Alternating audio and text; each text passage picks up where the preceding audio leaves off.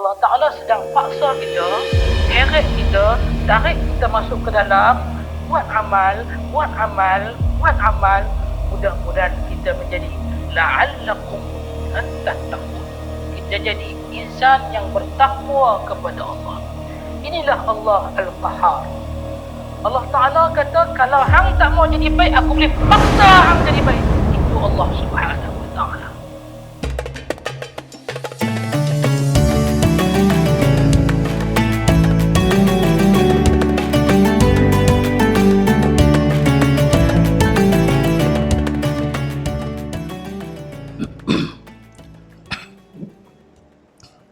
Astagfirullahaladzim, astagfirullahaladzim, alladzi la ilaha illa hayyul qayyum wa atubu ilaih. Bismillahirrahmanirrahim. Assalamualaikum warahmatullahi wabarakatuh. Alhamdulillahi rabbil alamin wa bihi nasta'in. Wassalatu wassalamu ala rasulil amin wa ala alihi wa sahbihi ajma'in. Subhanaka la ilma lana illa ma 'allamtana innaka antal alimul hakim. Rabbi syrah li sadri wa yassir li amri wa hlul 'uqdatam min lisani yafqahu qawli. Amma ba'd. Wa qala Allah subhanahu wa ta'ala, a'udzu billahi minasy syaithanir rajim. Ya ayyuhalladzina amanu kutiba 'alaikumus shiyam kama kutiba 'alal ladzina min qablikum la'allakum tattaqun. Shadaqallahul azim. Yang simulakan pengurusi, jawatan kuasa dan seluruh muslimin muslimat, para jemaah yang dikasihi Allah sekalian. Alhamdulillah, kita bersyukur kepada Allah Subhanahu wa taala kerana diberi kesempatan oleh Allah Subhanahu wa taala untuk berada di dalam bulan Ramadan yang penuh barakah, bulan Ramadan yang penuh maghfirah, bulan Ramadan yang penuh rahmat dan juga dibuka seluas-luas pintu langit untuk kita berdoa kepada Allah Subhanahu wa taala, kerana di dalamnya ada satu tempoh yang mana Allah Taala akan memperkenankan segala permintaan kita. Alhamdulillah, kita rasa syukur kerana masih lagi diberi kesempatan untuk berada dalam menghirup cuaca Ramadan. Dan hari ini kita dah menghabisi fasa awal Ramadan, yang mana kita maklum bahawa Allah Subhanahu wa taala menurunkan rahmat Allah Subhanahu wa taala kepada semua sekalian umat manusia. Sepanjang kita berdepan dengan Ramadan, kita hitung dan juga kita muhasabah berapa banyak Ramadan yang kita lalui. Kalau umur kita 60, bererti hampir 60 tahun, 60 kali Ramadan.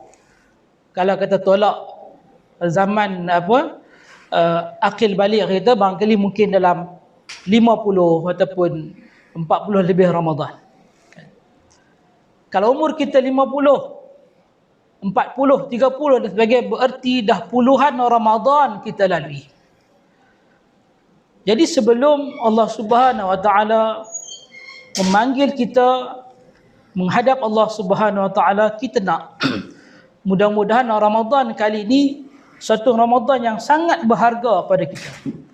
Seringkali orang sebut dalam tazkirah, peringatan-peringatan, kalaupun tidak di mimbar-mimbar masjid, di kuliah-kuliah masjid, di media sosial pun kita selalu dengar, ya Allah, mudah-mudahan Ramadan ini Ramadan terbaik dalam hidupku. Ramadan yang kalau ini Ramadan terakhir, bagi dah jadi Ramadan yang aku buat betul-betul, aku hargai dari saat awal masuk satu Ramadan sehingga akhir.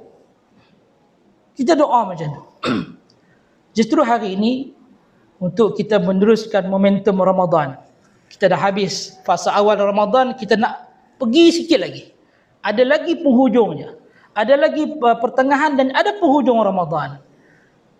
Apa yang perlu untuk kita lakukan ialah kita kena mohon kepada Allah.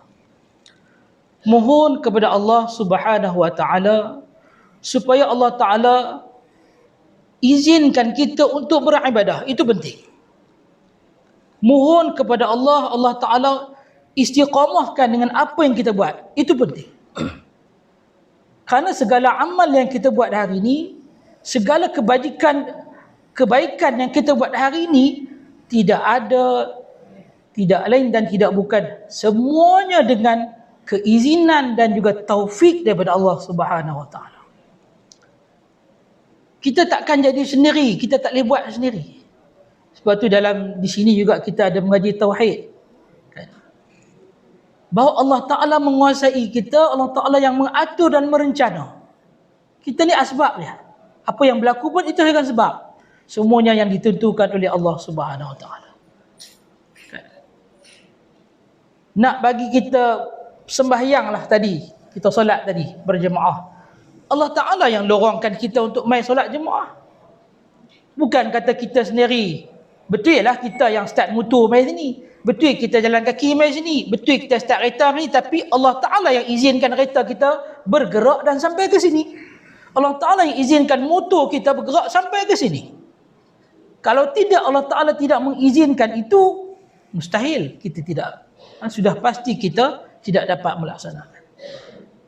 Dengan kudrat, dengan tenaga, kesihatan yang Allah Ta'ala beri pada kita, kita sampai ke sini. Itu contoh bahawa kita perlu pergantungan kepada Allah. Seringkali kita dengar bahawa, contohlah, kita bagi contoh bab sedekah. Tentang guru kita, ustaz kita, asatizah beritahu bahawa sedekah ini bagus, sedekah ini menambah rezeki, menghapuskan dosa, melipat kali gandakan pahala. Kemudian kita bersedekah. Kita pun bersedekah. Yang tu orang panggil, dia buat secara sekali lalu begitu je. Kan? Boleh jadi kita sedekah sekali itu saja, lepas tak sedekah dah. Apa yang perlu kita tambah nilai dalam sedekah kita ialah, ya Allah, bagilah aku kekuatan untuk sedekah hari ini dan juga lepas-lepas ni. Sebab Allah Ta'ala boleh buat kita baik hari ni. Allah Ta'ala boleh jadi kita pemurah hari ni. Esok belum tentu. Sebab tu dalam amalan ini perlu kepada permohonan, ya Allah, berilah taufik untuk aku buat. Sebab hidayah barangkali mungkin kita dapat, kita baca dan sebagainya. Kita sampai maklumat, sedekah itu baik. Hidayah dah sampai. Betul lah sedekah ni baik. Cuma nak buat itu yang susah. Sama macam bangun malam. Tidak ada siapa pun yang menolak bahawa qiyam waktu malam ini, bangun dan solat malam ni satu benda yang sangat baik. Allah Ta'ala suka. Tapi nak melakukan itu yang susah. Sebab tu kita kena mohon kepada Allah, ya Allah, bagilah aku dapat bangun malam, bagilah aku dapat sembahyang malam, bagilah aku istiqamah tarawih sampai habis Ramadan. Kena minta benda ni. Maknanya apa tuan-tuan? Saya nak sebut bahawa yang pertama, kita tambah nilai dalam Ramadan kita kali ini ialah mohon kepada Allah diberi taufik, diberi petunjuk untuk kita buat, diberi kekuatan, ditunjuk jalan untuk kita buat. La haula wa la quwata illa billah. Kita tidak boleh buat sesuatu melainkan semuanya dengan kekuatan dan juga kudrat Allah Subhanahu Wa Taala. Hadirin muslimin muslimat rahimakumullah. Yang kedua berkaitan dengan Ramadan ini ialah, kita selalu dengar bahawa Allah Ta'ala pemurah dalam bulan Ramadan. Kita selalu dengar bahawa Allah Ta'ala pengasih, penyayang, sangat menyantuni duyufur Ramadan, tetamu-tamu Ramadan. Allah Ta'ala cukup santun kerana Allah Ta'ala bagi rezeki, bagi pahala yang sangat luas. Tapi sebenarnya kita juga dalam keadaan satu situasi yang dipaksa oleh Allah. Yang kita sebut tadi bahawa kita yakin Allah Ta'ala yang menentukan kita, yang menyusun aturkan kita, yang memberi, menguasai kita. Sebenarnya tuan dan puan semua, kita berada dalam situasi yang dipaksa oleh Allah Subhanahu Wa Ta'ala untuk jadi baik. Kenapa? Dalam bulan-bulan yang sebelum ni Allah Ta'ala dah minta dah kita jadi baik. Barangkali kita lalai. Barangkali kita leka dengan urusan kita, keduniaan kita. Kerana puasa yang wajib hanya bulan Ramadan. Puasa yang sunat ada di luar-luar bulan Ramadan. Tapi kita tak puasa. Kita tak buat pun. Kenapa? Kerana sunat. Sembahyang sunat yang banyak juga ada di luar bulan Ramadan. Tapi kenapa bulan Ramadan, tarawih ni kita rasa macam wajib nak kena buat? Itulah paksaan Allah terhadap diri kita. Sedekah juga wajib, juga sunat di luar Ramadan. Kan? Tapi bila sampai bulan Ramadan, berpusu-pusu, kita berlumba-lumba untuk bersedekah. Sebenarnya sedar ataupun tidak sedar bahawa Allah SWT sedang memaksa kita untuk jadi baik. Memaksa kita untuk sembahyang banyak, memaksa kita untuk sedekah banyak, memaksa kita untuk puasa dan menahan diri daripada melakukan benda-benda yang tidak bermanfaat dan tidak berfaedah dalam hidup kita. Inilah yang disebut sebagai Al-Qahhar. Allah Ta'ala yang maha memaksa. Seumpama satu orang yang berada dalam penjara, dia diberi satu tugasan, kau kena lakukan ini dan ini, ataupun perlu berada dalam penjara sekian-sekian tempoh. Ayyaman ma'dudat disebut dalam Al-Quran tentang Ramadan ni, hari-hari tertentu. Seolah-olah kita berada dalam satu medan yang kita tak boleh keluar daripada ini, melainkan kita melepasi satu merit ataupun satu garis pandu yang Allah Ta'ala bagi kita. Apa dia? Iaitu kita diberi pengampunan dan juga pelepasan api neraka. Itqun minan nar. Kita diberi pengampunan dan juga kita mendapat pelepasan api neraka. Maka tidak dapat tidak, kita kena letakkan satu KPI dalam bulan Ramadan ini. Kalaulah kita tak dapat benda ni, kita rasa rugi, kita rasa kita ni teruk sangatlah. Sebab tu saya bertugas di Selangor dulu. Satu orang dia melakukan kesalahan tidak berpuasa bulan Ramadan. Di dalam enakmen kesalahan, ada satu peruntukan yang membenarkan hakim membuat keputusan seseorang tu tidak dijatuhkan hukuman denda ataupun penjara, tapi kita bagi satu hukuman alternatif. Dia ditahan di satu-satu tempat untuk beberapa tempoh dan melakukan beberapa aktiviti yang perlu. Maka satu orang ni umurnya 50 lebih dah. Dia ada keluarga, dia ada anak. Kemudian bila saya tengok situasi itu, saya kata tak apa. Saya jatuhkan hukuman begini. Bahawa beliau dikenakan tahanan di pusat tahanan Baitul Iman. Selangor ada dua. Baitul Iman ni untuk orang lelaki, Baitul Ihsan untuk perempuan. Dan sepanjang tempoh tahanan itu, dia kena mengqadha puasa yang dia tinggal. Saya tanya puasa berapa kali tinggal? Dia mak sekian-sekian hari. Okey. Wajib masukkan dalam perintah ni, kamu kena qadha puasa ni dalam tempoh ni. Tak qadha, tak boleh keluar. Yang kedua, ayat berkaitan dengan kewajipan berpuasa bulan Ramadan yang saya baca di awal tadi. Kamu kena hafal ayat ni. Dia bila sekian ayat sehingga sekian ayat yang cerita bab Ramadan ni, yang cerita bab Ramadan Syahrul Quran ni, saya bagi. Kena hafal.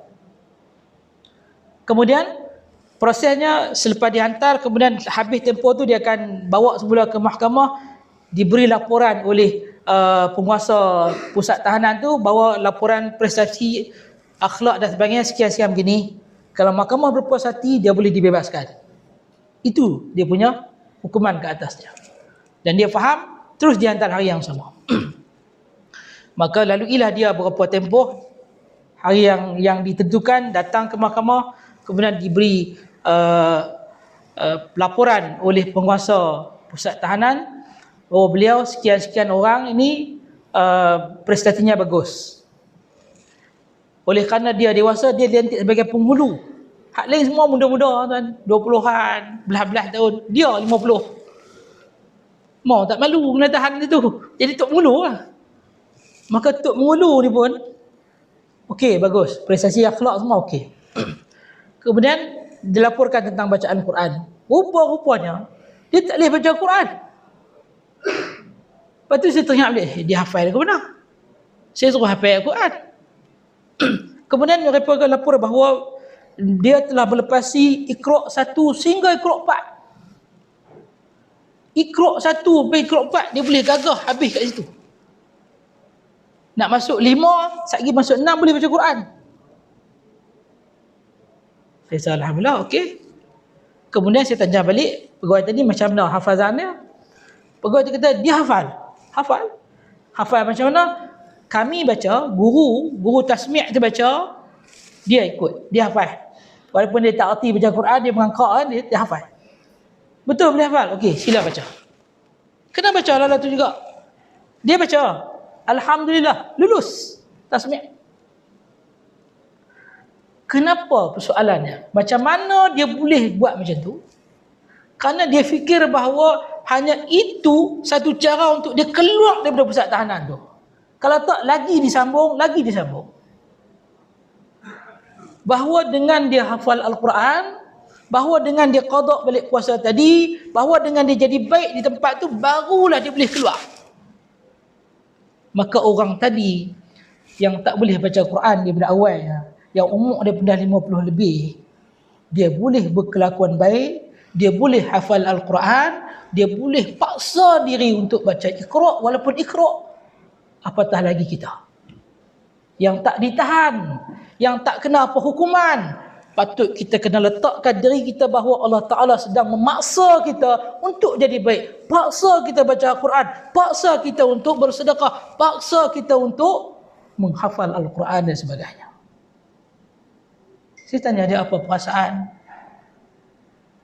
Menangis dia, dengan keluar air mata, dengan tersebak-sebak.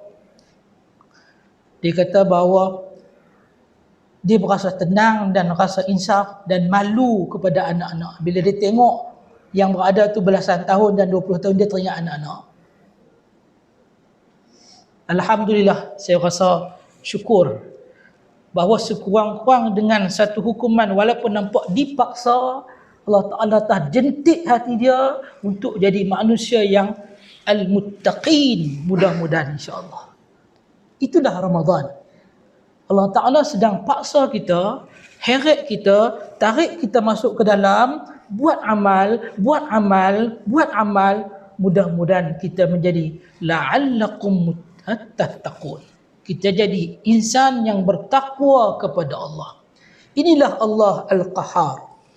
Allah Ta'ala kata, kalau hang tak mau jadi baik, aku boleh paksa hang jadi baik. Itu Allah Subhanahu Wa Ta'ala. Sebab tu kita kena mohon kepada Allah, ya Allah, bagilah aku boleh beramal, bagi aku boleh jadi baik. Allah Ta'ala juga boleh, kalau dia nak kita ni jadi jahat, Allah Ta'ala boleh paksa kita juga jadi jahat. Sebab tu tipu daya Allah, kita kena berhati-hati. Allah Ta'ala maha berkuasa, Allah Ta'ala boleh buat kita macam-macam. Kalau kita sombong sangat, kita dah rasa mengajar kita saja baik, satu hari barangkali Allah Ta'ala boleh ubah jalan hidup kita. Sebab tu kena minta istiqamah. Satu orang dia nak buat jahat, nak mencuri macam tu. Dia nak mencuri, tiba-tiba elok dia nak pergi start motor, tak boleh.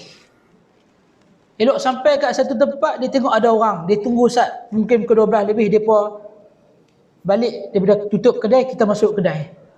Tak dan pukul 12, pukul 11.45 dia terbenar kat situ sejak pukul 5 pagi. Orang main buka kedai. Itu Allah Ta'ala nak paksa dia, hang jangan buat. Kalau Allah Ta'ala boleh buat, boleh buat. Walaupun dia susun atau rancangan strategi macam mana sekalipun, kalau Allah Ta'ala kata hang tak boleh buat, hang jangan buat jahat, Allah Ta'ala boleh paksa untuk kita tidak boleh buat jahat. Mudah-mudahan tuan-tuan dan puan-puan, madrasah Ramadan ini mendidik kita, menyedarkan bahawa Allah Ta'ala sedang memaksa kita ni. Kalaulah orang paksa kita pun jadi baik pun kita tak mau, memang teruk lah.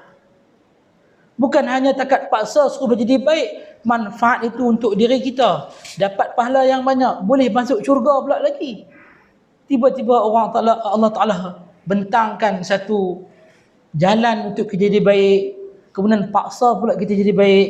Kita menolak juga tuah ini, kita menolak juga rezeki yang Allah Ta'ala bagi. kita sungguh-sungguh tidak berguna di bumi Allah Subhanahu wa taala. Mudah-mudahan Allah Taala memberi kita kekuatan untuk istiqamah dalam bulan Ramadan, dan juga selepas-lepas bulan Ramadan kita menjadi insan yang disukai oleh Allah.